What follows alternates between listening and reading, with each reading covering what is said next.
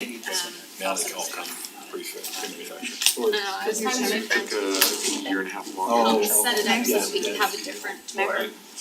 About 6 months ago, Wanted was a just different getting tour hold than of the maturity one that they because get. So he helped put this together. I was like, I can't do this. Okay, well, he was like doing Okay. I'll go ahead and, he's like, just come to my house. Do you have for Steve it, and online? I'll just put you in all of Steve was my gonna hair." join virtually for Oh, the that's play awesome. so look. for a half hour or so. He's online, he's on there. Cool. Okay.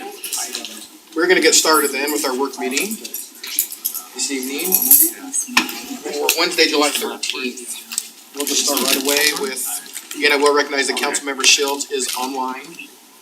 Welcome, Steve. Howdy. Good, item 1.1, review of this evening's agenda. Jason Lawson. Any comments from staff or council on the agenda tonight? We are gonna move, council's okay with it, we'd like to move 2.6. 2.5. 2.5, yes, up to the front, so that I think our 2.1, there's gonna be a few long ones in there, we don't wanna make Brandon wait through this whole process. Any objections to moving Brandon up front? Okay. We'll do that, future agenda items, any future agenda items from council or staff?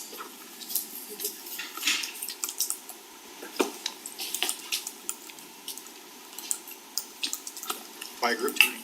Okay. We've had some excitement about Black Ridge, I don't know Yeah. if you all want us to bring that back to you, I know that Councilman Henderson would love to bring Black Ridge back for discussion, it's his favorite topic in the city.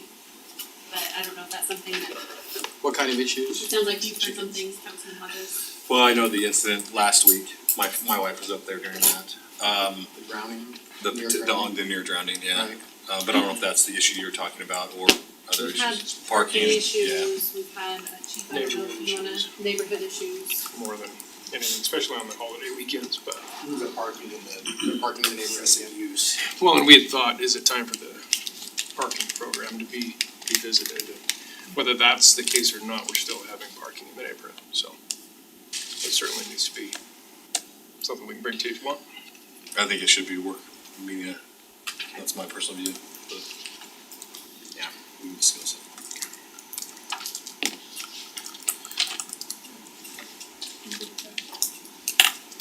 Sorry, Jared. My opinion has not changed since day one. It never does. Charge for parking? Just no swimming. Oh. Yeah. Saves $150,000 a year and all the liability and everything. Never been part of these That discussions. was her recommendation. Bring it on.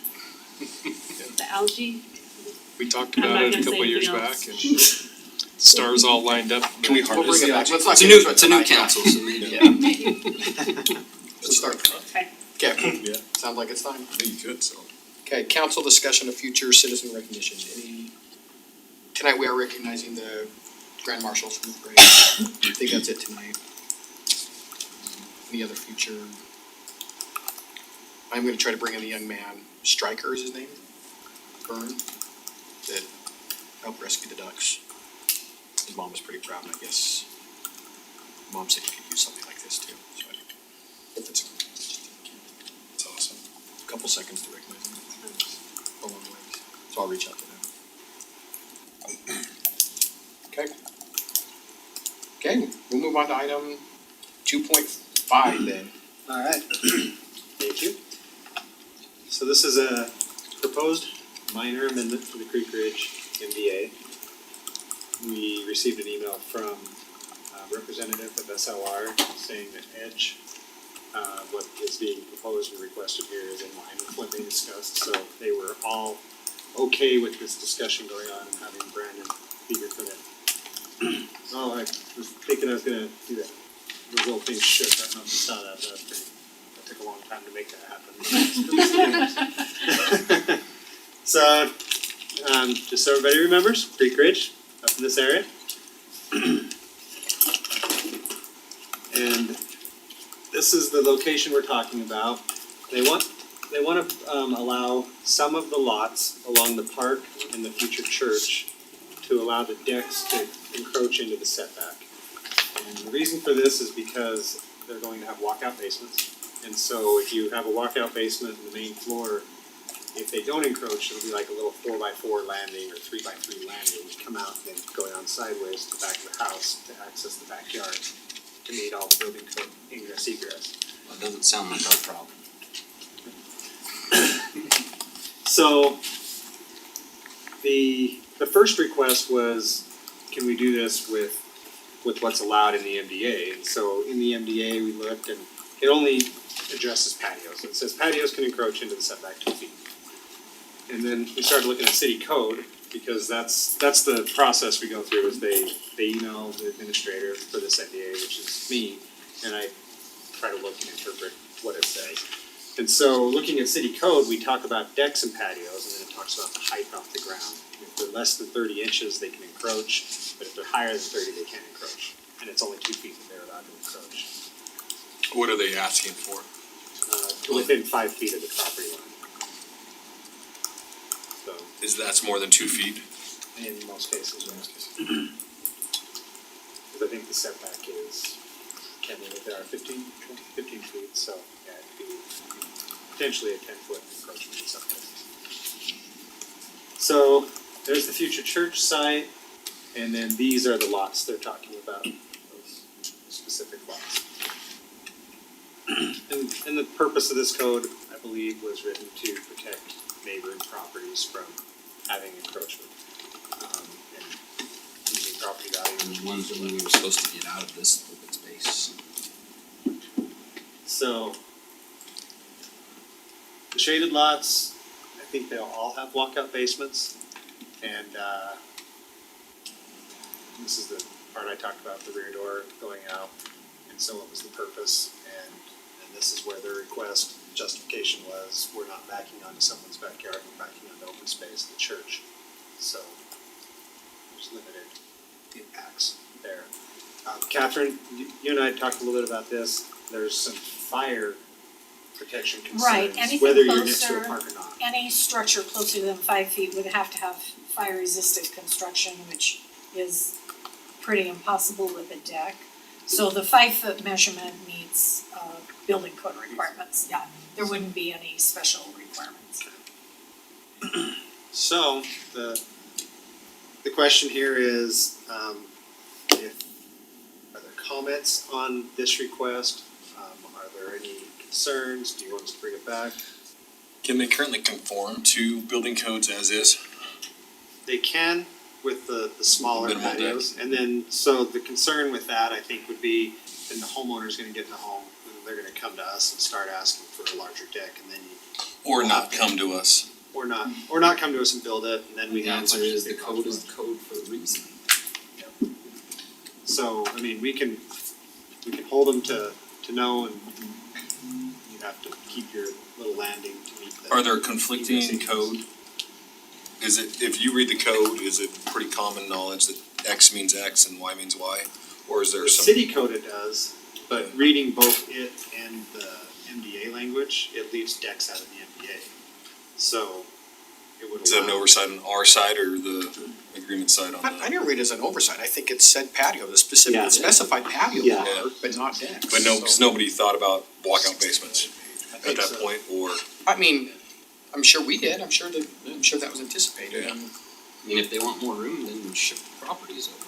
Like, stuff just irritates me because the code is a code for a reason. Agreements were all done ad nauseum. Everybody wants an exception and everybody wants I say more. worry about impressive. I don't see, like, what's the extenuating circumstance that is a concern for the city to allow something like this? If anything, it's a hazard. If it's a deck that's elevated, that's hanging out over into city park space, that's more of a concern to me. is there anything on the table on negotiation wise that the builder's willing to give or, They're here, I'm not 100% sure Yeah. on that question. I don't know if there's any options or like, is there something in the MDA that we've wanted to change or is it pretty clear on, I mean, most of this is almost ready to be built out, right? So they're not the owner of the MDA, right? They're a They're in the subdeveloper, not the subdivision. master. When I spoke with them, and SLR at the beginning, one of the concerns that I had with the MDA was it had locked in impact fees to an aggregate amount. So that was one thing I said, council usually asks for something in return if you're asking for something, and that was one thing I said would be. Are they on the low end currently, the impact fees? So Or what are they to have the is, minimum? they took all the impact fees that were in place at that time, and said that there's an aggregate amount for road, water, storm drain, everything. And it can't exceed that aggregate amount. So if one impact fee goes up, another one has to either be reduced, we can't exceed that. And what's making that hard is That's SLR asked for that, but then Edge is building the infrastructure and now they're not generating the Enough income impact to fees. reimburse them 100% for the. Okay. And Edge wasn't part of the original negotiations with the NDA, it was just the property owner. How will that affect past building, or is it just future buildings if that? So none of these are built yet, right? Some of them are, not these ones, some in this Right, development are, well, but yeah, none for of sure, these but none ones. of these, and are these plans locked in? This was. They're probably all pre-sold, I would imagine. Can I speak to it? Yeah, you're okay, Brandon, yeah. So, some of these have been put under contract.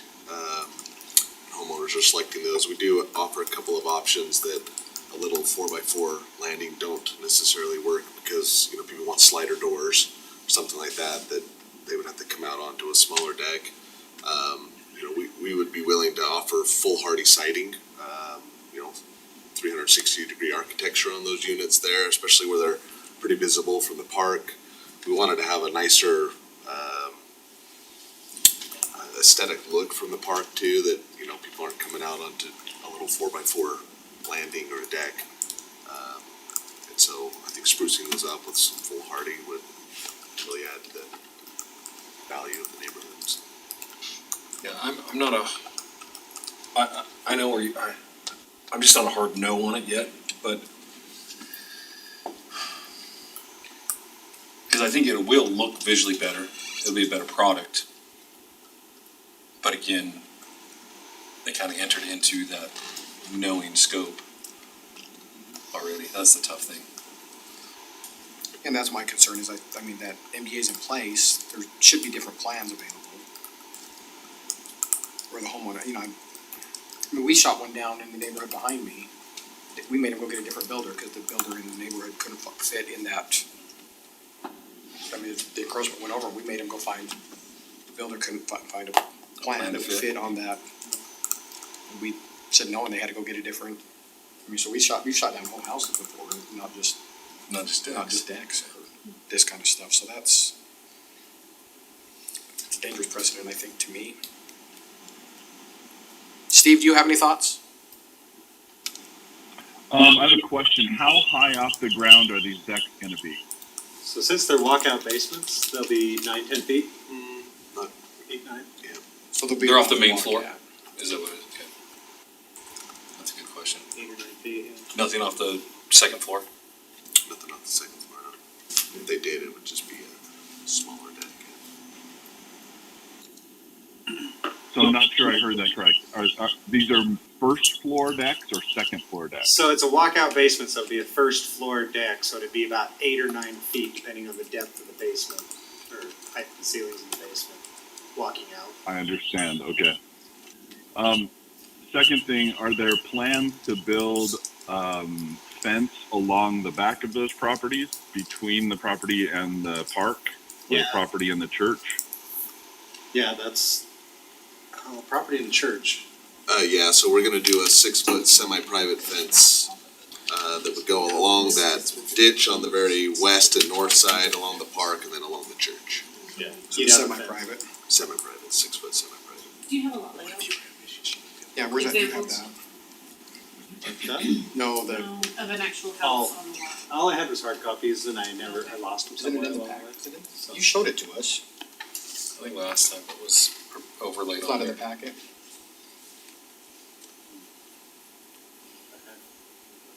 I would just say this, with face, I'm having a hard time visualizing what that might look like. So in my head, it doesn't seem like it would be super great idea. I do like the idea of the 360 architecture and making the decks look more aesthetically pleasing, but in my head, being 8 or 9 feet off the ground, 5 feet from a fence right next to a park, Off the top of my head, I'm leaning towards a no. I'd kind of have to maybe see what that looks like before I'd make a final decision, but not extremely excited about it at this point. You'd be approximately 2 feet over the deck, or over the fence height, roughly. You'd be above the fence height. Yeah. Yeah, you'd be dead top of fence. And about what, 2 or 3 feet between the fence and the deck? 5. No, 5 minimum, yeah. Supposed to be- Not all of them would be that close, but That would be the maximum amount they could yeah. build up to. Yeah. So if you were to approve what they're requesting, there's also an option to reduce that to a distance of maybe 8 or something, so that you could be 8 feet high and 8 feet away, but. So am I kinda hearing we'd like to see some drawings before we make a hard no right now? Maybe give them a chance to show what it's gonna look like? Is that kinda where you're at? Yeah, Steve? I think that would be appropriate. Yeah, and I know Brandon's good at kind of modeling those kind of things and showing us what that might look like. Maybe that would help us understand what they're asking for. You want it to come back to another work meeting for that discussion? Probably, yeah. Okay. Okay. Is there anything else that you want to see in those? Okay. That'll do it. Appreciate it, Brandon. Yep, absolutely. Thanks for coming. Okay, we'll move on to 2.1 then, discussion pertaining to the letter received from the Jordan School District. Yes, council, get back. Let's go back. The city received a letter, so step back, due to the COVID pandemic, we were allowed under state law to extend our CDA areas by 2 years, which we did. It sounds like nearly every city did. The school district sent a letter upset by that action and the impact it would have on the school district. So really, you've seen the letter and just curious how you want staff to respond to this or how the council wants to respond to this. We have several CDAs, they all have different provisions. Some we collect 100% from the schools, but then remit 50% back to them in a payment. I think there's one where we remit like 35% back. There's different provisions throughout those CDAs. So really just open the council how you want to respond to this letter. They do say they are not going to participate again unless we consider this. They can't, can they? So there's certain housing. There's still some, there could be some options in Olympia with some CDA stuff with housing component. My question is, if we go back and back off those 2 years, what's the harm to is there a drawback to the city financially? What's the? I don't believe, so the challenge is, some of our CDAs were just starting, and you get that extra 2 years, they were assuming that COVID slowed everything down. So it just gave you 2 years to actually collect the increment that you were going to, or that you were gonna fall short because of that.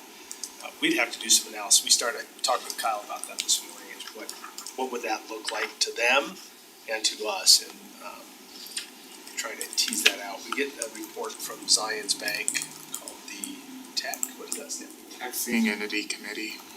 So that gives us a lot of the information we can probably put together, if council's interested in doing that. Just wanna know how much staff I think we time would you need want to, this. I mean, there's a few of the old ones that, like, so SLR property that we've never collected a penny on because they've never done anything.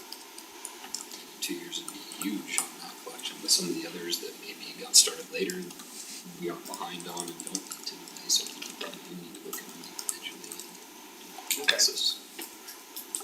Would it be worth meeting with the school district to talk about it? Cause I think Daryl came to lunch today and was kind of talking about it, and from their side of things, and I'm trying to understand from their side of things, they're doing a long range budget, and suddenly now they were expecting these CDAs to fall off so that they've got that extra revenue, and now, so it's looking at,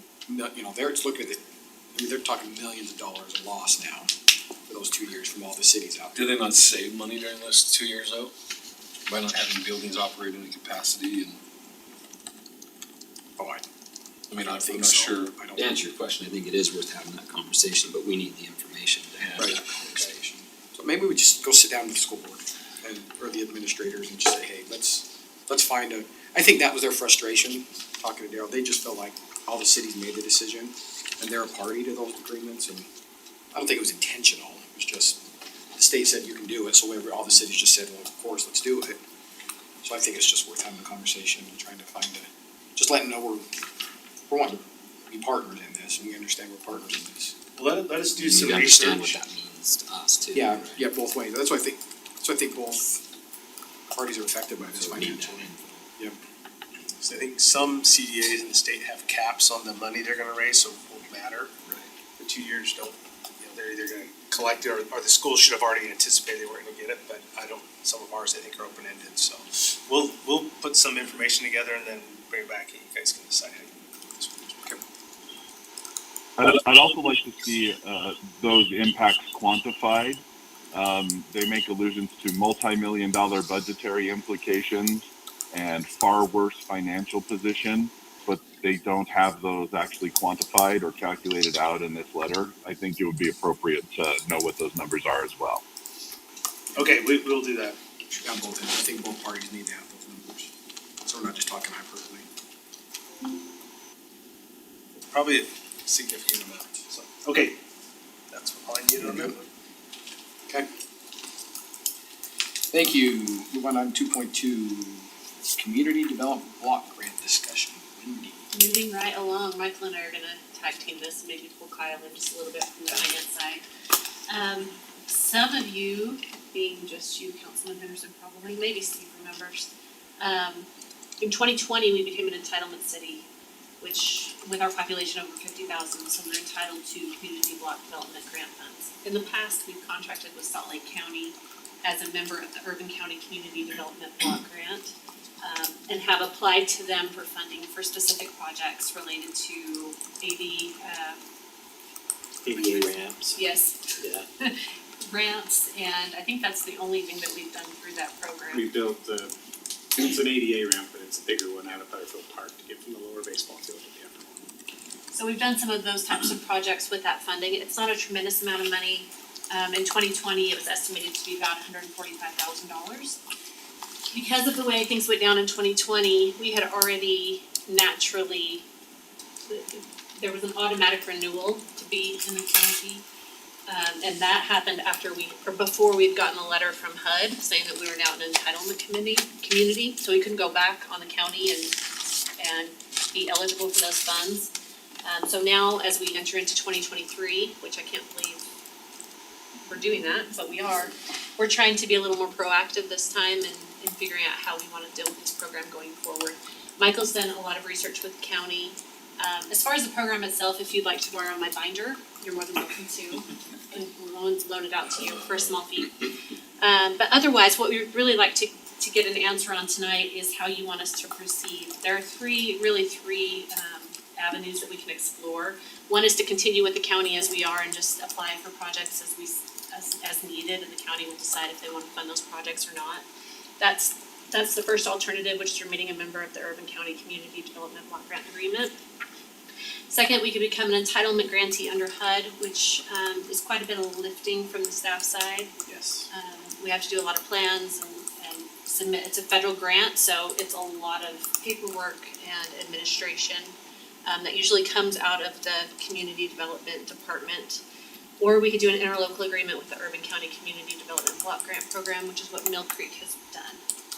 And Michael and I had a call with Mill Creek, and I feel like that's the way that we would recommend, Yes. especially this first 3 years. Short of really having an impact on staffing levels, right?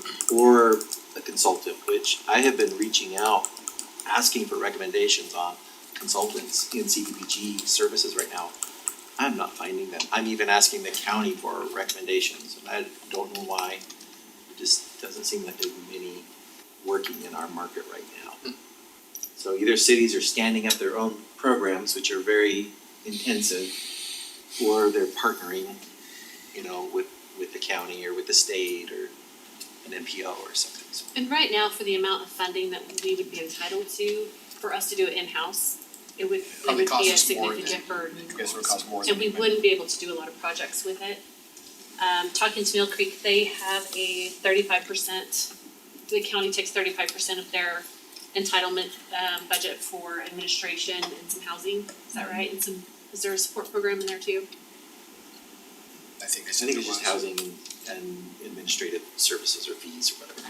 And then the city retains that 65%. There still is some reporting that has to be done, but Yes. that's significantly reduced. They do all the compliance and monitoring, so we don't have to worry about any of that. So, I think it's a no-brainer. Give them option 3, personally. any We're not- questions or comments We're not getting about anything it? from option 1. We Right. just don't. I mean, I was in that, we're not. We could if we wanted, I mean, if we wanted to put some projects forward, we could, Right. right? Does that I think 3 gives us more flexibility. Can you roll, does that roll over from year to year if you don't use it? So to use it or County lose just it? distributes it. And we don't have to do the projects, we can bring it back to you. For example, when I was in South Jordan, we granted money to recipients for mental health and housing and domestic violence. And there were several nonprofit agencies that came to us requesting money, so you can have sub-recipients that can come and ask for funding to help people in your community. So What it about doesn't that? have to be just us doing projects, it can be nonprofits that apply as a sub-recipient. They just have to qualify under CDBG. Yeah, What if there were to be a nonprofit that come in with that housing program we're looking at? that's possible. Would that fit, Michael? Some, like for, the one that we're looking at for teachers and. It just depends on the income levels, right? Right. I'm just saying, and it wouldn't be through us, but if we were to partner with a nonprofit, which we've talked to a couple. We could look at it under the program guidelines and see if it would qualify. I'm guessing we'd be more active if we knew, we'd be more I mean, I know I'd be more proactive in looking for projects. I'm guessing staff would be if we knew there was, if we kinda knew there was money coming every year. But it's not a ton, but it's more than we have right now. Right, it's just going to the, right, it's going to the county and being spent other places. Well, right now, we would be under a, with the entitlement, I guess, when we go to the county, typically, when you're not entitlement, you're eligible to go for their grants, but they're not allocating you funds. Right. Correct. Under this, if we go to it, then we would allocate. So South Jordan gets about 225 this year, based on the formula, so you can see we would be less than that as we're smaller, just in population base. Right. It's 145, I think I saw. Yeah, that was 2020 estimate. You Yeah, take so- out 35% of that, and that's what you got. Yeah. So I'm on 3, I'm with you guys on 3. Step, option 3. Any other questions or comments? Does that increase any staff time? Sure. On option 3 it would? We would have some reporting to do in coordination with the county. You comfortable taking that on though? Is it something we can fit within or? We'd have to decide where that fits best within the city, but No, you there's guys a are- grant writer who is combining her role with the CDBG administration as well. Yeah, so I think we probably can do it with That's what Mill existing Creek's staff. model is. Yeah. So do you guys think that you have the bandwidth of staff to think? Well, I think we need to look at getting the interlocal in place and then we can decide Okay. where it lands best in the city. Where you guys at, Jared? You guys okay? Do you need a decision from us? We just need some direction in how we want us to proceed. Whether we come back with an interlocal or we stand up our own program or we just continue as is. Okay. We'll have to notify the county and HUD by 2023. So if we're going to be our own stand-up entity, we need to get going on some plans. Yeah. I'd like to do the interlocal. I'd be for the interlocal as well. I think for the Are you first good with your 3 years. recommendation? Steve, your last vote and then we'll let you go. The king is gone. Get rid of it. Option 3, Okay. option 3, I'm still here. Okay, Alright. okay, go sing, go dance. Thanks for joining us, Steve. Very good. Okay. Michael? I'll be on for like 15, 20 more minutes. Oh, okay. Okay. Okay, 2.3, update the Title II. So a few months ago, I believe it was you, Mayor, that had talked about a way to remove members from council appointed boards and commissions. So we're just bringing that back. I had also sent an email prior to council with some language that Nathan had used in a previous city. And we've just added that into our Title II. You're just here for comments, questions. If you're good with that language, we'll just bring it forward to consent agenda on the next meeting if you're okay with it. What about the? Oh, there was economic development committee too. Are we okay with that? That hasn't been a functioning committee, right? Are we okay with that not? Just removing that? Is council okay with that, just committee going away? No objection. Yeah, if we haven't been using it, I'd like to see something happen there, I'm not sure what it is, but something around that. From a citizen side? Well, maybe it's not development, but something on maybe the retention side or the, I'm not sure how that looks, but something, but. So I'll be meeting with staff, I wanna start talking about some of those ideas, but maybe part of that is, you could create a subcommittee of council if you want to, if there's passion. We really need to look at where we think we can exercise, effort that's going to bring us a result. And so that's, we'll start. Yeah, there's been conversations about how can council now step in and help marry some parties to, Yeah. certain areas. And I like that idea. We got staff working, staff's working on it, developers are working on it. Sometimes it does help to have an elected official at the table to say, just so it's consistent. But yeah, but I'm okay with the committee going away right now, and then we'll go down. You good with this coming back on consent? Yep, are you okay without a committee, Tammy? Yes. Okay. Yes. Okay, yep, Yeah. I'm good with consent. Perfect, thank you. Okay, 2.4, Tammy, results of the internet survey. Yes, so, early spring, council supported moving forward with a survey to ask our residents about their internet speeds and service. The survey was launched on May 17th and it closed on May 31st. John and I actually worked with the survey company and we reviewed the results of the survey. There was a lot of good information and a lot of surprising information that came from this survey. We had a great response rate for a citywide survey with 2,211 complete responses. This survey does include 218 partial responses and there is a 2% margin of error. The survey was designed to answer three main questions. Basically, the current need and availability of internet service in Harriman City, the interest of businesses and residents in a city-owned open access network, and then the interest of residents and businesses in a utility model network. So if you look at the geographical map, we actually had a response from people in all areas of the city.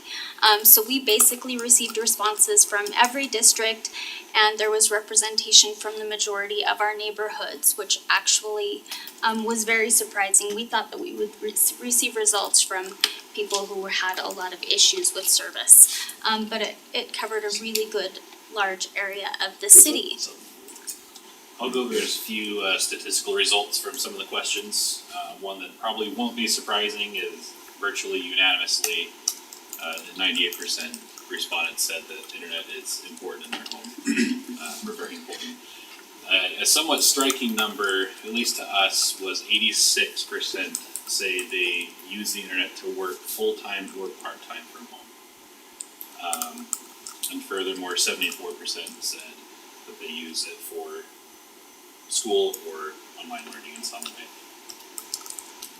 We asked about current internet service providers, which company they currently subscribe with, and why. 70% said they use Xfinity, 26% use CenturyLink.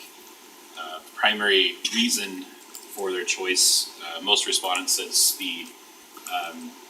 Second and third were pretty close, but I think it's telling that the only available option was the second response there. And then beyond that, reliability, bundled services, and so forth. But I think this group of responses shows that residents value speed, options, and affordability.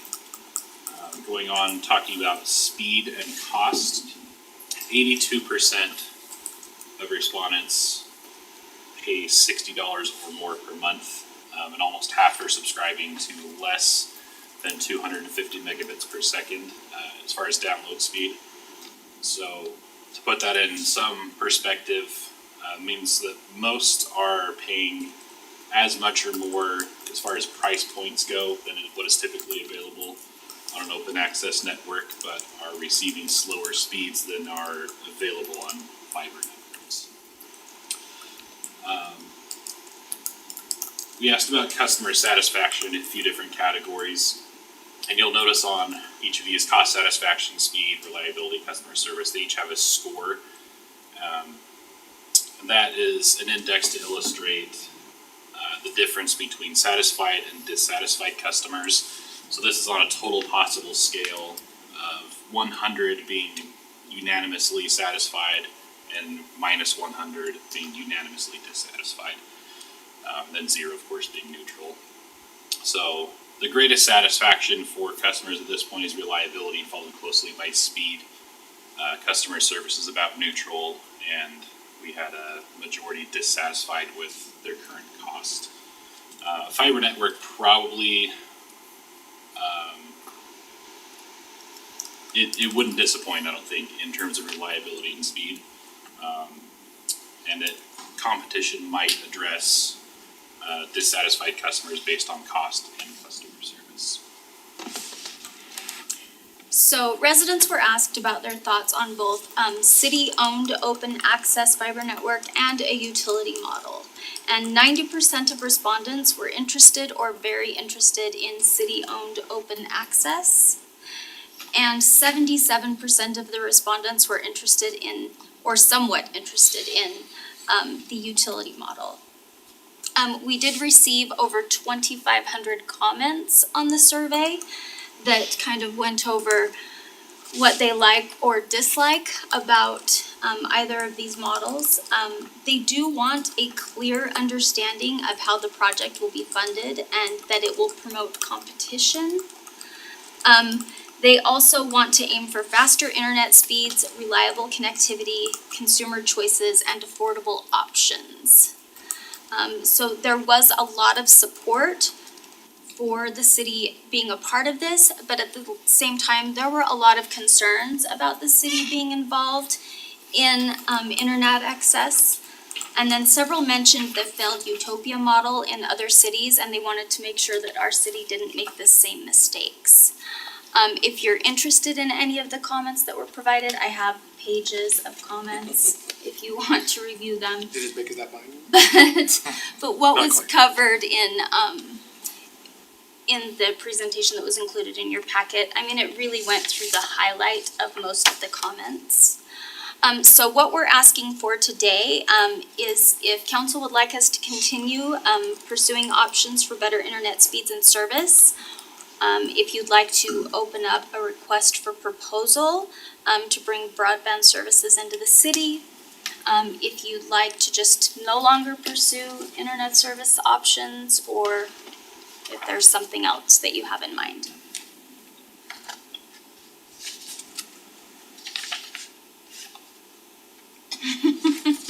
This is like a Sherry were here. I know, Seven it's point. a rough night to. Steve, do you wanna comment about this before you have to go? Move forward aggressively in every single way possible. Let's get it done. Yeah. With an RFP, is that what you're saying? Whatever we need to do to get it moving forward, do it. If we can accept the unsolicited bid that we already have, let's do that. If that is, we need to go out and get more bids in order to do it, let's do that. Whatever needs to be done to get this thing moving forward, let's do it. I've actually talked to DA Davidson, been working behind the scenes for several weeks. There is a way to completely fund this based solely on the revenue of the utility without any backing from the city and not impeding the city's bonding capacity at all. It's all there, it's all ready to go, all the pieces can be put in place fairly quickly. We just need to go ahead and pull the trigger and start building the dang network.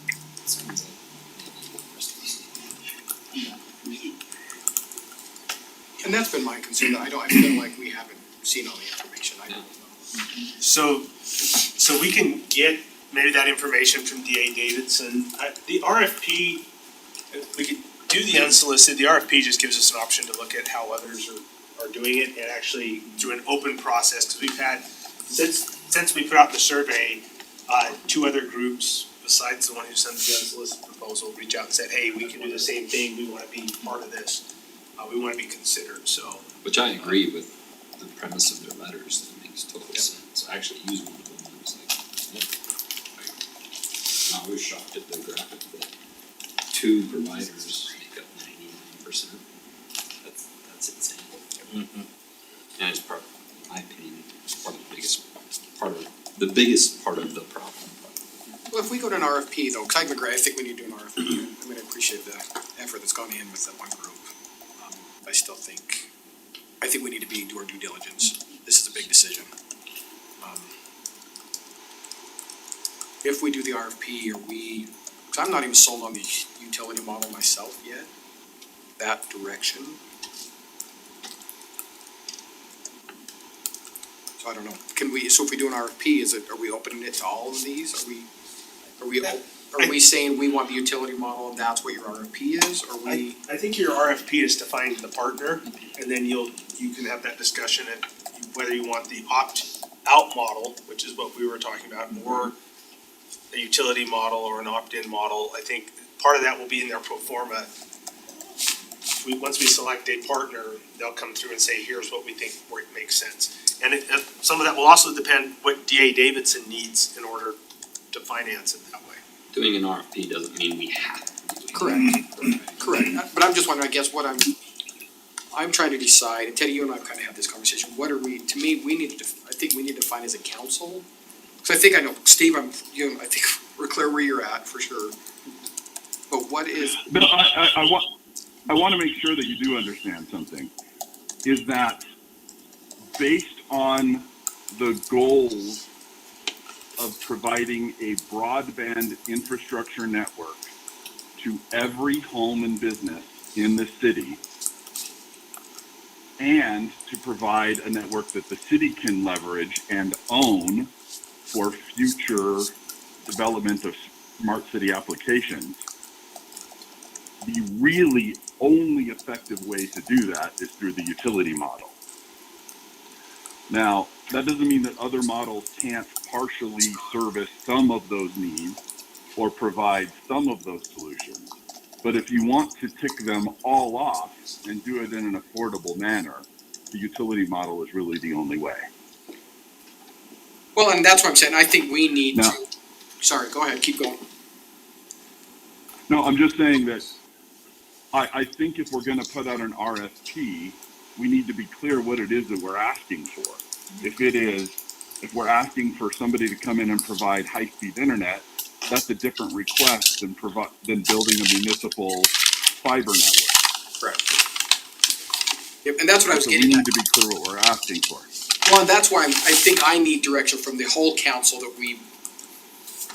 that's what I'm saying, I don't know, the goal of this council to provide that smart city, or is it really, cause I think there's a range here, are we really just trying to get fiber to every home? Are we wanting the smart city, are we wanting the fiber ring? Cause I think Steve's made that, I think, that's what I'm saying, Steve, that's where I know where you're at. I haven't heard from the whole council that that's where we're at. So I'll put in my 2 cents, cause I was on the committee. I think the goal, if government's gonna get messy and involved in it, it needs to satisfy a purpose that serves the whole community. And the way it serves the whole community is not, I've never looked at this as internet to every home. It's broadband service, it's to enable us to operate more efficiently as a city. And if we can operate more efficiently as a city, then I can justify saying everyone needs to pay a portion of that and go down the somewhat of a utility model to where that if people are strongly opposed to that, then there is an option for them to opt out of that. But I think that to me, That's, if we're gonna mess in it and get involved in it, it has to serve a community purpose, making our city more efficient, save us money, save us water, save us all kinds of transportation things and stuff like that. Then that makes sense to me. Otherwise, let people figure out how to get fiber to their house. That's how I feel about it. I mean, I'm not trying to dismiss that the people in our community want that service to their homes, but there are companies out there that can come in and start looking at doing, patchworking it together. But if we want to do something bigger than that, we want to be that type of a city, then that's how I feel. Does that make any sense? Yep. Good. I'm Teddy, putting where, on my city. Teddy, where are you at? If I can add just one more comment, I think it's important to understand that the utility model is not a net cost increase to almost all users. It would create more competition and likely lower the cost for almost all residents, or at least increase the service level substantially at the same cost. So I know there's this fear that we're suddenly adding on another fee, but the net impact is lower cost for the city and all of the other benefits that we've been talking about. And if it doesn't, then there's an option for them to opt out if they're just looking at it and they know Yeah. their set finances and there are definitely people in that situation. Well, And we didn't want to burden them with that. well, it depends on what we go. If we go full utility, there's no opt-out. Yeah. We would have to do the opt-out. Yeah, so I've never been So that, I know comfortable that with that. changes the buy-in that we've gotta have and the risk, so that's where. But that was part of what the surveys were supposed to do, is kind of To me, there capture. has to be an opt-out. To me too, I'm not So comfortable it sounds like with it. fundamentally there's a question of should we look at doing anything or not? To me, the doing something makes more sense for all the reasons that you stated. I would think that we would benefit in all those ways, right? It's just a matter of which way to go about it is really the question, is it not? So, I mean, and I don't know, I feel like I don't know anything about this still. Yeah. I We've feel got like a the good task committee force that went has through gone it, through it and but I don't feel everything, like we've been disseminating all that. yeah, I'm staring at Lauren and Teddy going, I don't know, I still don't know the difference between, the real difference between the two, costs and risks associated and all those sorts of things. It makes sense to move forward with an RFP, but for which one? I have no idea what to tell you. Yeah, and I don't know anything about the funding portion of it. That was what was supposed to be the next thing brought to us. It sounds like Steve has a lot more I mean, information about yeah, that. I don't know anything about that, but my gut reaction is, I want a choice. I mean, I use Utah broadband, it's $40 a month, I work from home. Yeah. It's great, we have streaming stuff, whatever, no issues. $40 is $40 and I'm good with that. If you're gonna tell me that I'm gonna have to pay double that, no, thank you. Teddy, where are you at? I'm kind of in between Sherry and Jared's amendment. Is it gonna make our city more workable, smarter, right? We'll have a smart city, we save water. We're gonna have increased costs getting our city up to that, changing out all kinds of stuff on stoplights and water mains and all that. So there's the cost there in 5, 10, 15, 20 years, whatever that looks like. Is the fiber network an actual needed utility service? 5 years ago, probably not. 5 years from now, definitely, right? Are we gonna be ahead of the game? Possibly. I think we're a little behind the game right now with other cities going there. Maybe they chose the right partner, wrong partner, I don't know, but are there services that companies that can come do it and patchwork it in? Yeah, but I don't think we want that in our city. But I do think we need to have a clear vision of what we're requesting for the proposal, right? Of here's the parameters we want. I don't think those change if it's an opt-in, opt-out, or utility network. I think the proposal is pretty much similar, it's just the way they present it and the way they package and bow it up. The actual putting it in is gonna be the same process. Yeah, some of those details, I have no idea what those Yeah, and details I only know a are. little bit from the time we met with the provider and, Down there. yeah, and the way they presented it a little bit, but I would love a full download of the task force. When I I talked think it would be good to get these other companies that have reached out, we've only talked to one, get their input. Get a presentation by them? Because at least reading the one letter, it was, we'd like to have a conversation so that you can include some things in your RFP that maybe You want a special meeting on that, just to internet and allow each of these companies to come in and give their sales pitch? Well, What are you thinking? I mean, it's gonna be a process, yeah. If I might, so the challenge with RFPs. No on a lot of those. Yeah. So the RFP should do that, and I know what some of they're concerned, if you write the RFP, so there's only one company who can right? provide it, so we have to, staff have to be careful, we don't do that. But it's also, so what they'll say is they don't want one company to have their stuff, use our stuff instead, so we just have to be, I think, frankly, you're paying us, we need to write something, then you pick a partner, and that partner then runs a pro forma and says, if you do the opt-in model, it's this, if you were to do an opt-out model, it's this, if you did a full utility model, here's your cost and here's how it worked with DA Davidson. Because some of that information, I think the committee's developed about as far as they can go without formalizing a partnership with somebody to say, at least the design, the conceptual design of it. So whatever we do, we'd have to have off-ramps, so you could get to that conceptual design and say, we like the opt-out model, and it's this way, and then you move forward, or however, so I think that's part of that, is that agreement, that structure that would come out of the RFP. See, and one thing I was talking to Mayor Stacks, I just said, why did you, because everybody around us is Google Fiber. Like why, so I want to understand why they're arriving at that, because they're having these same discussions, why is everybody arriving at that except us right now? And so what they're doing in Riverton is they're doing Google Fiber to the homes, and then they're contracting with somebody else to just come out on top of it and put the ring, the fiber ring, whatever, that makes the smart city on top of that, and it's significantly lower costs. And not everyone, I think Lehigh went with the other. Yeah. And again, I'm just saying that's where Riverton, but I'm just saying Riverton has this, that's what their model is. I think we owe it to ourselves to look at that. I mean, if that, And quite frankly, I think that we have to some extent through the committee, so I think the problem is just disseminating, so everybody's on the same page. So there's a difference between having a system that you own and control versus just renting space. Exactly. Through a system or buying that service, which is the Google, you're buying a service. So right, you're, but then they're gonna own but then Riverton will own that network that's gonna be on top of it. It's gonna be a completely different provider. It's not gonna be Google doing that. they won't City. own the fiber connecting it, right? Unless they're laying their own fiber, they won't own Correct. the fiber. No, they're laying their own. So they're gonna, and we could do that, we could build just for our stuff and citizens And do let it. somebody, and that's what I'm saying, that's what they're doing. So And- it's not, Part of the question, I mean, interrupt you, part of the question too was, do we want to be in the fiber business, or do we want to be in the city business and we have somebody else dealing with the fiber business, that like the public-private partnership, that was the idea behind it, was that that's their specialty, that's their expertise, you guys run that, we're gonna keep running our city, and we don't have to deal with that, because we don't have to have staffing and all the issues that are associated with that. And that was part of the conversation with that too, was do we really want it to be in the fiber industry? Well, I think these other partners could possibly provide that as well, right? Yeah. Yeah.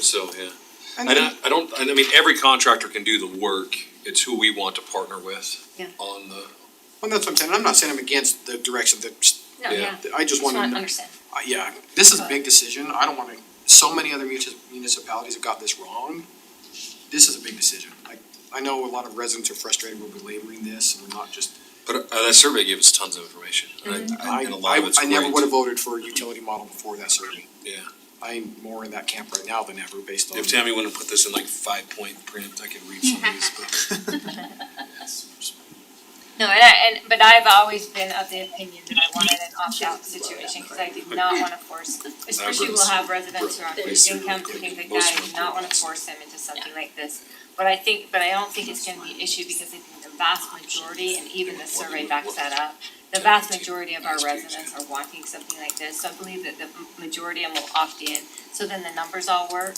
And so we're never gonna be dipping into any of our cash flow or anything like that, it's gonna be something to pay for Well, and I think itself. it's gonna be critical that we look at the utility, cause it could be a savings to somebody on fixed income. If they are even, say, Tremendously. using a broadband, Utah broadband. At the for base 40, rate, yeah. and they only need that $10 base rate. Yeah. We could be saving our, For sure. some of the $30, people on $40 fixed a month, income, $30, $40, so, but the answers seem to be, I guess I don't have those solid answers. I'm getting of course, the person we're talking to is gonna say yes, but I wanna see I always like to hear from, their I mean, proposals, yeah. advice I always give people, no matter what you're doing, is get a bid from at least three different places.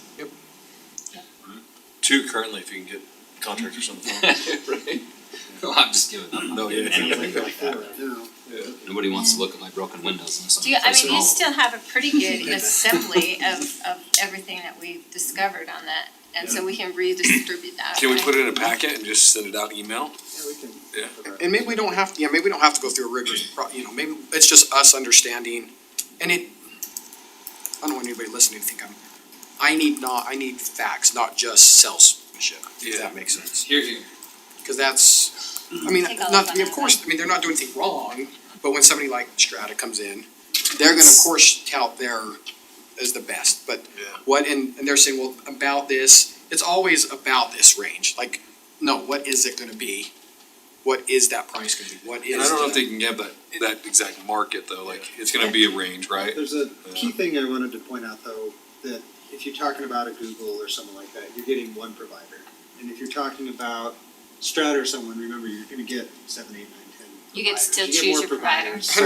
100%. So you do get a lot of options going with one of these other public-private partnerships. And I'm not saying I'm in the Google camp, I'm not saying that at all, I'm just saying, that was an example, there are other options out there to Reading get some done of what we're. the comments, I think that might have been some confusion too, like, oh, if I get the city, I get one provider, it's the city. But Yeah. it's not, it's a bunch of private providers coming in on that fight. I think that's just information. So I really think I would like to see how the city could benefit from this, so I do think an opt-out or a utility model is where I'm at. So I'm okay with an RFP along those lines, but I wanna understand from everybody where this is, So, are there three of you good with an RFP?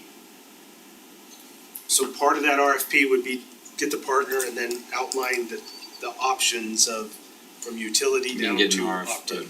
partner to write the RFP. No, we'll select a partner from the Okay. RFP who's then gonna come in that we would feel comfortable with as a That's the community. sticking point from an RFP Partner. is harmless, right? Put an RFP out, correct. get information, see who's Yeah. interested, and go from there. But it's like an interview how process. That's how the RFP is written, like, do we know exactly what we want and how we want it? Yeah. And put it in the RFP, or are we relying on the one provider that we've talked to? Because currently we have an unsolicited proposal, all we're asking for is a couple more solicited proposals, and then we can pair them up. So I think it's worth having that conversation of, okay, what do you suggest we include in an RFP?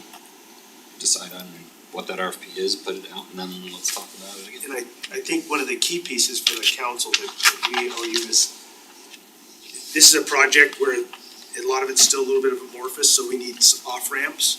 So you can get to a point and then decide Thank you. done or moving forward. So, work with Todd and this, whoever we partner with, that will be one of the key pieces. It's a little bit like when you're designing, you get to a stage with the architect, you decide, okay, are we gonna continue down this path or are we gonna Yeah. move forward a little bit? Which would be much the same way, because there's a lot of information that D.A. Davidson shared with Councilor Shields, I think would be very important for us to understand, but a lot of that depends on what model we're using, how that all puts together. Steve, are you still there?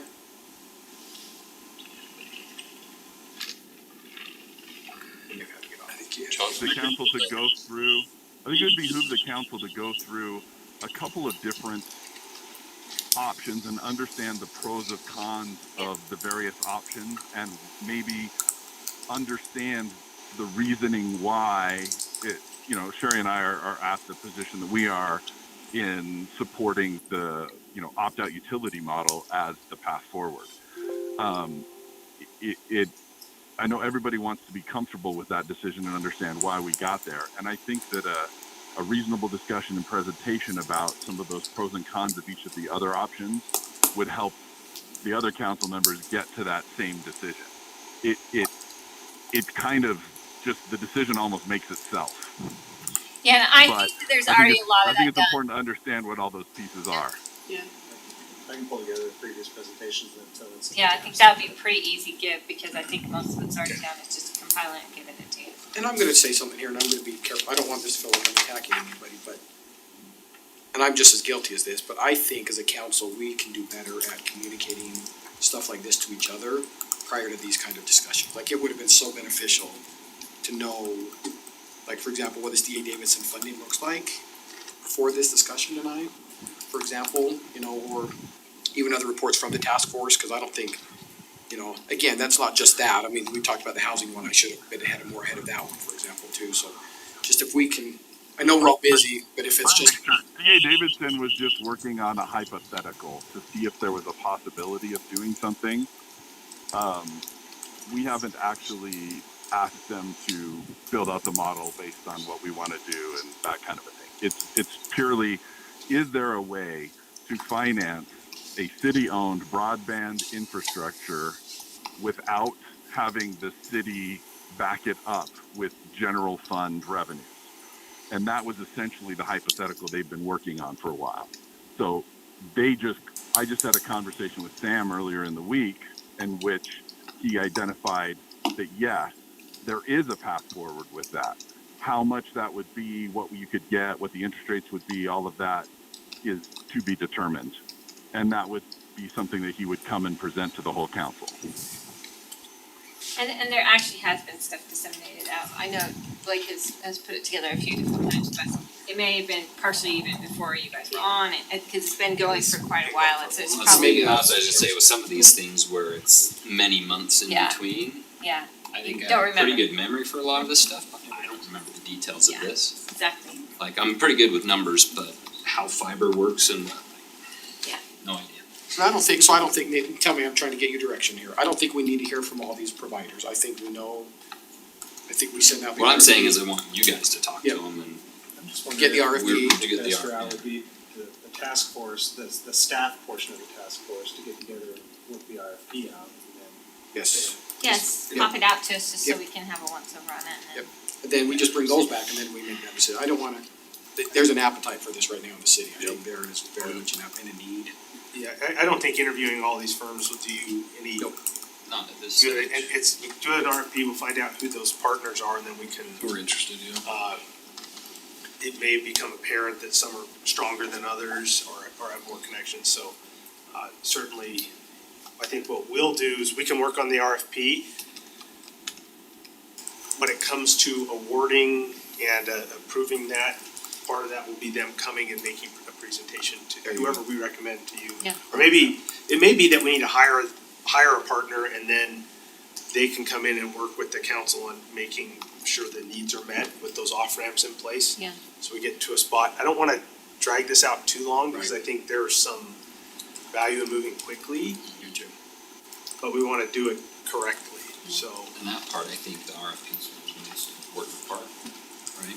Yeah. Because it's difficult for these sorts of things because I see it in RFPs, lots of other areas. It's easy to talk to the one consultant and put it together and put it out there and lo and behold, that ends up as them, right? It's the RFP that matters the most in these situations, so that's where the due diligence on our part, and that's more difficult because just I know, as far as I know, nobody in the city is an expert on this stuff, but been working on it long enough, it'll be good to talk to at least those three different contractors and get different opinions Yeah. and say, okay, well, let's ask these questions this way. And then hopefully get kind of those fair responses from interested parties, and then we can go from there. Yeah, and we did bring in other people, just for full disclosure, we didn't, Todd was part of that, he's kind of involved a little bit with Strata, but he definitely was with Google Fiber and a few other things. He was Utopia before. Utopia, so I mean, and then we brought the state guy in, remember that state guy who came in with that big folder full of stuff for us? That was CRS engineers. So, And it just sounds like that's where a lot of the other cities that have problems, that's kind of where the problems stem from. Mhm. So, Well, and again, that's to the point, again, Todd was, and I'm not saying, I don't know that Utopia is the way to go either, I'm not saying that, but of course Todd's not gonna like Utopia, you know, so I think Utopia deserves a fair shot, to quote, to run their RFP based on that, just, yeah, I think they deserve a fair shot, like, the other thing in the RFP to be careful of, I know in all of our discussions with Strata, and obviously that was just one provider, but the supply chain hasn't missed their industry either. And so if we're bringing in somebody, I don't wanna bring in somebody and then find out that they can't perform because they don't have the supply. So let's make sure that that's a key component that proves that they can perform. I saw a quote the other day, it said, if you don't find the time to do it right, you'll find the time to do it twice. Yeah, exactly, for sure. We've never done that, right? That's all the quote you needed to see. I think we have enough, we can. You got enough direction? Yeah. Promise? We have enough, we're gonna run an RFP and we'll come back with.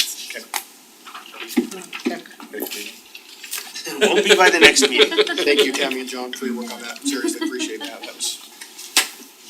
And Blake, thank you for all your work on that. Yes. Blake did. Yes. You've been working hard on it for And a Blake, I long hope you didn't time. take that as. Go just long enough between discussions and I forget everything. And I hope it didn't come It's not the across, only one. and Blake, I hope it didn't come across as critical to town. This is a big decision. It's almost I wanna make sure I do it right. For sure. Yeah. Cause you have done all the legwork, it's just now me understanding, as a rookie, I just don't know this stuff, my neighbors laugh at me because I don't know what I'm talking about with this stuff. I've watched it demonstrated on the board 25 times and it's like, remind me that word again? Yeah, it's a little bit, cause it's not our business, it's not our industry. But really, thank you for everybody that's worked on that. Yep. Okay, 2.6, discussion regarding the reimbursement for infrastructure on the Sky Haven. Okay. Jonathan's name's on this, but I'm gonna present it. I'll do my best to present it. This is a project that's going on up off of Rose Canyon Road, where the future 7300 West will tie into Rose Canyon Road before it goes up over the hill. And so what has happened is, I guess there's the location, you can see where that's at. What's happened is the subdivision is in blue, Sky Haven Estates, and they brought, so there was a developer that got the plans approved and ran it through the process, and then sold it off to a national builder. And so now that national builder bought the plans, came in, and now they're starting to build it, and they ran into some issues. The road, they're going to build half the road width plus 10 feet, and that's because it's a capital facility road. They would get reimbursed for the whole thing, and that was a lot of money. They're only going to generate X amount of dollars from the building, the piece that is needed for the road. And the plans were prepared, and Justin, Jonathan, and I went through it before this meeting, looked at them in detail, and there was a lot of confusion in the way that their engineer drew up the plans, prepared them. So when they went out to start building, the red portion, they excavated all the way over to these backyards, and there's a photo that shows this.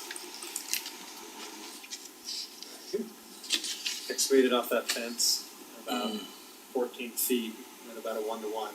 So the residents started calling in saying, what's going on? And anyway, There's no retention in it. so the residents called in and they were blasting up there. So this was another part of the concern, is the residents were worried their yard was gonna slip and slide. So we required them to stop everything and hire a geotech to give some recommendations on what needs to be done to protect this slope. So the geotech came in and said, first step, you need to bring soil in and shore up and give some toe to the slope. So they've done that. And then the second portion was. Is this photo before or after that?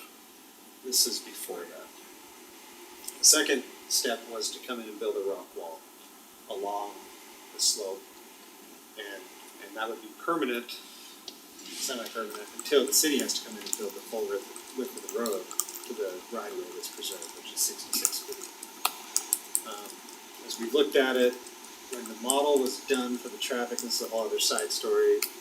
Wasatch Front Regional Council had an employment center put in up here that caused a whole bunch of traffic to come through this area, so the road was required to be a 3-lane highway. Someone went back and caught that just a couple of years ago and said there's no employment center up there, take that out of your regional model. And so the road volumes are a lot less, so we could get by with only doing a 60-foot road in the future.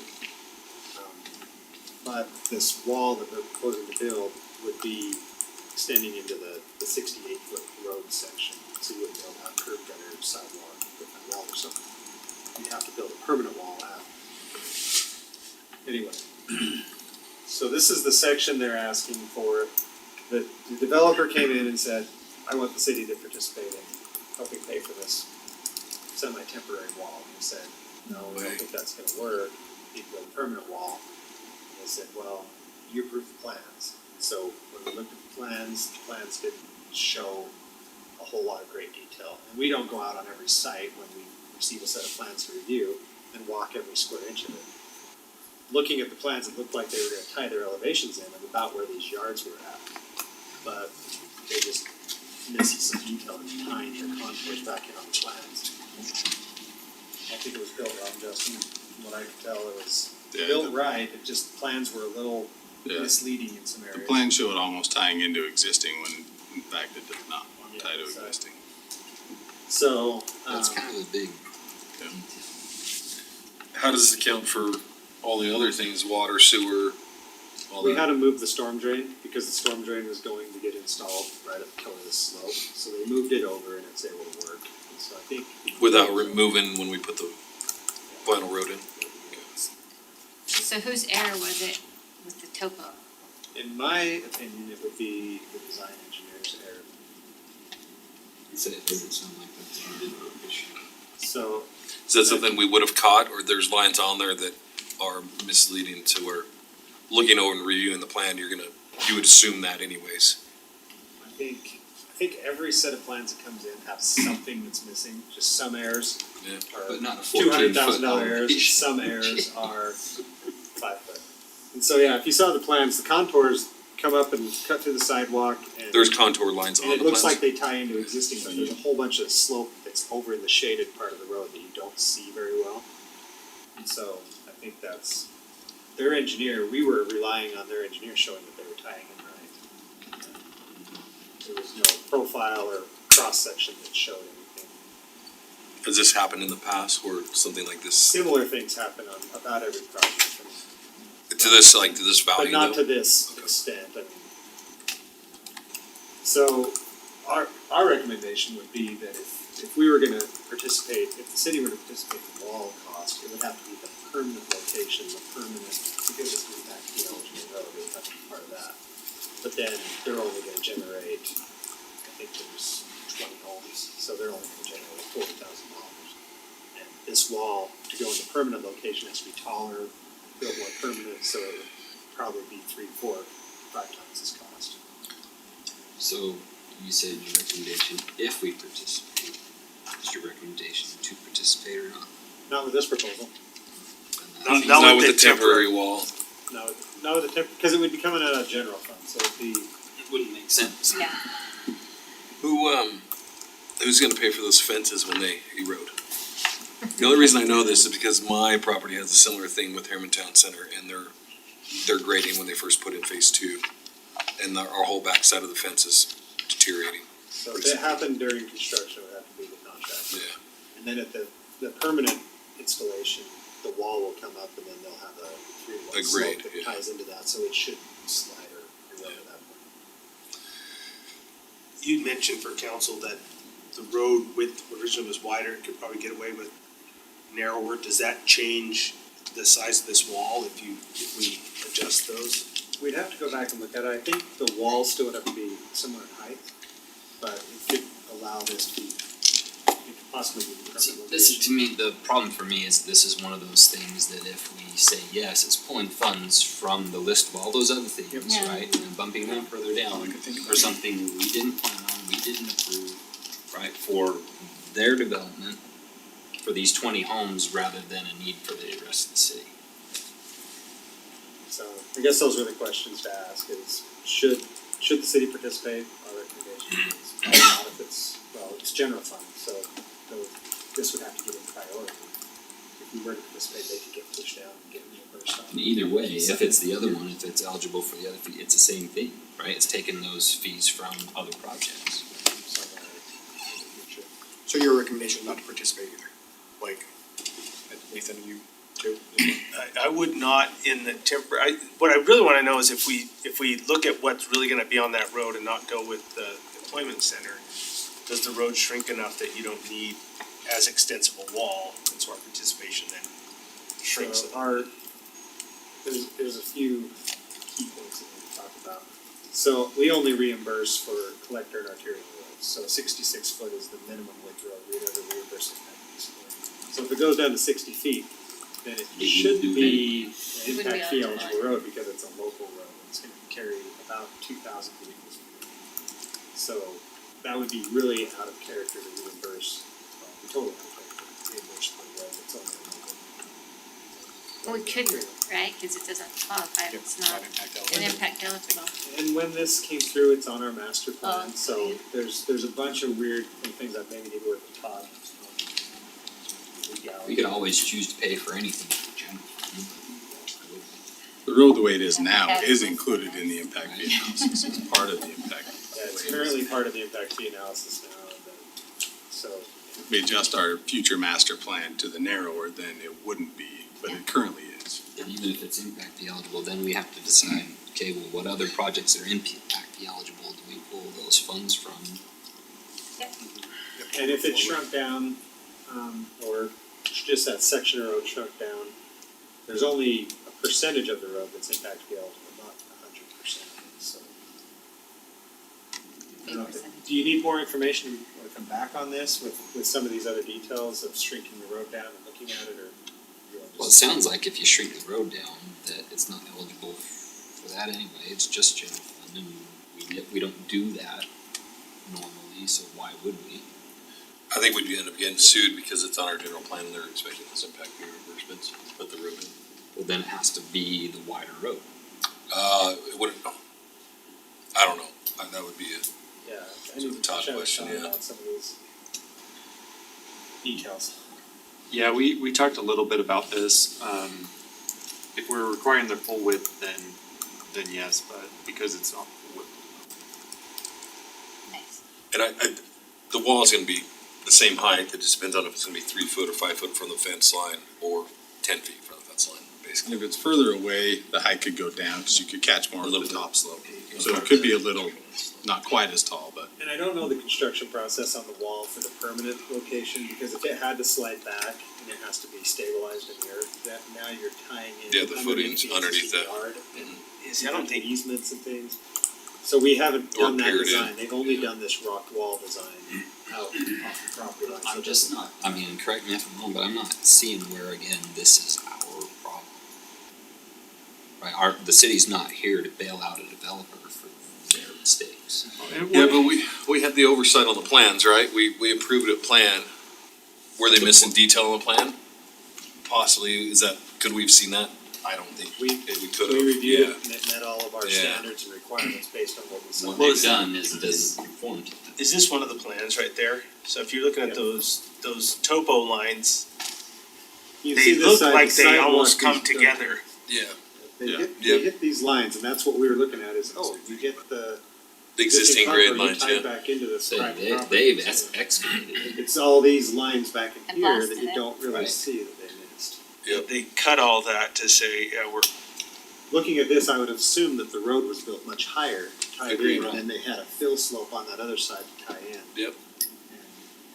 I mean, we ran into a similar issue down by the Welby Jacob Canal where the road came in and blocked the access to a Questar registration station.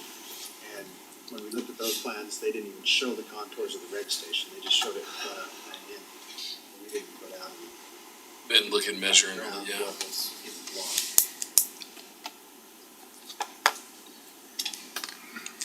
State statute, we get 2 weeks to look at plans, 10 days. I know. So we- So just so we Teddy really sees, fast. I asked Todd. 14 Teddy, working days, I believe. I asked, when you're looking at, I asked Todd, am I missing anything there, like, is this ours? I don't think it is. I don't think it lies on us, the burden, for sure, but The design engineer has insurance for misses like this, there's when would we anticipate needing to build the full road? that, I can't remember, that's on easy CIP, it's way out. it's way out, and our new master plan will help define that in a year or two, so. or until we get 4,000 complaints. I mean, the road, there will be a road there, it'll be 2 lanes essentially, this temporary. It just won't have over the- It's a top. really expensive road to build. Yeah. It won't have curb and gutter on that side, although in other places, if you had a slope like that, I wouldn't put curb and gutter on that, or wouldn't put sidewalk on that side simply because of the way the It's wall There's still difference, you push sidewalk them to the other access, and side. then Ridges of Rose Canyon has a road that ties up through the sidewalk that goes along it, so Yeah. it has Just your sidewalk connection makes sense on the east side, not the west Yeah, side. the east side. So- The city also has general immunity for missing things on plans. Yeah. Because it, like was said, it's not our responsibility to design it perfectly the first time. That's on the originating engineer that the developer hires. They didn't come ask us if they could excavate it like that. And I can't imagine an excavator cutting that and being like, oh, looks good to me. Right. That's just, yeah, it does, yeah. Here's what the state said. Yeah, exactly. Okay, so do you have direction, staff? You good? So this one won't be coming up. Yeah. Okay.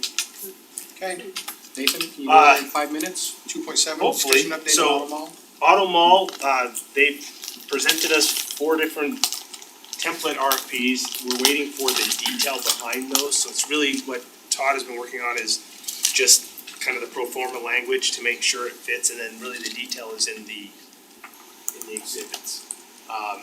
What I wanna know from council is, do you want to hold a special meeting and all work on those and just decide what works with the developer? Or do you wanna deputize 2 of you to go do it? No matter what, I Think- wanna see it. You want to see it? So it's up to you all, you all tell me how you wanna do it. If you will make yourselves available for a special meeting, we can, cause I think it needs a night, kinda like we did with Olympia, where we bring them in here and you hammer that out. Mostly cause I think staff probably moved as far as we can with that developer without your blessing on those kind of plans. With this one, there's just been so much.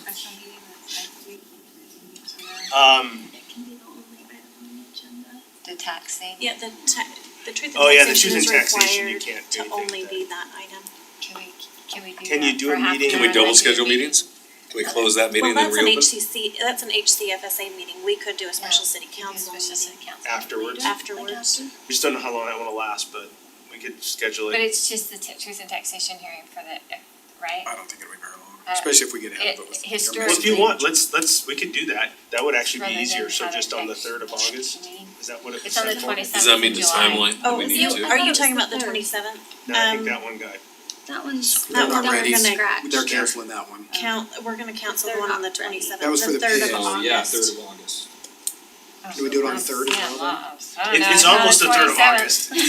August. Is staff okay with that? Just, I don't think we need a full staff for that meeting, just. Well, I think what we'll do, those who've been involved will be here and we'll invite the developer to come in and you guys can just, instead of us playing the telephone game where they tell us I'll we tell can you, tell just you and say, go back. I hate just- extra meetings.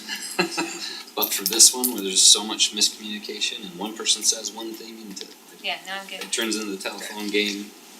Just felt like if we could get combined, it would be easier. It's not comfortable for staff to be in that, so we'd rather have you all sitting there and you hear it directly from them Yeah. because. Okay, it's always fun. Okay, so- Details. If they don't have the details, don't waste your time. It would be a work Work meeting in here, And right? that's something that we're pushing back so on our details. Yeah, because there's no decision that can be made. That's And I would say- tying those details to the master development agreement Yeah. is. Let's not have a special Yeah. meeting and have them come in and do the song and dance again. If there's no details, like, don't waste your time. So there's really 2 things for you to think about. You can have, what the developer wants is ultimate flexibility on the front end. You know, don't hold me to anything. So my thought, if you get that, then there's, on this back end, there's all these strings the city gets to pull. And that's where the council, you have, it's not a pro forma, oh, we have to agree, you get to make decisions. If they're not comfortable with you making decisions on the back end, then they have to have a bunch of specificity on this front end. And so we'll see, right now, they want both. Push it back a little bit and say, you can have it one way or the other, but you can't have it both ways. So, if they don't have the details, then it's as you talked about the other day, then there's all these approval processes that have to come after the fact where you get to say yes or no. And he has to be willing to live From a with that. clean slate. Yeah, it's not a unreasonably withheld kind of statement, which just means you have to approve it. So we'll do that, but if they're super detailed, then I think you'd have to be more comfortable saying, okay. Say, there's a big difference between it coming back to the council for consent and it going through an approval process. Okay, so that's what we'll plan on that and we'll let them know, so August 3rd. Is that okay? You guys okay? August 3rd, 6:30. We'll do it after Work the meeting. Right after. truth and taxation meeting. Okay. How many of us have finishing the work meeting before the general meeting? They're being hard tonight. Me, woo. Okay, look for a motion to So Second. All in favor? I was gonna start saying no. I don't wanna adjourn. It is what it is.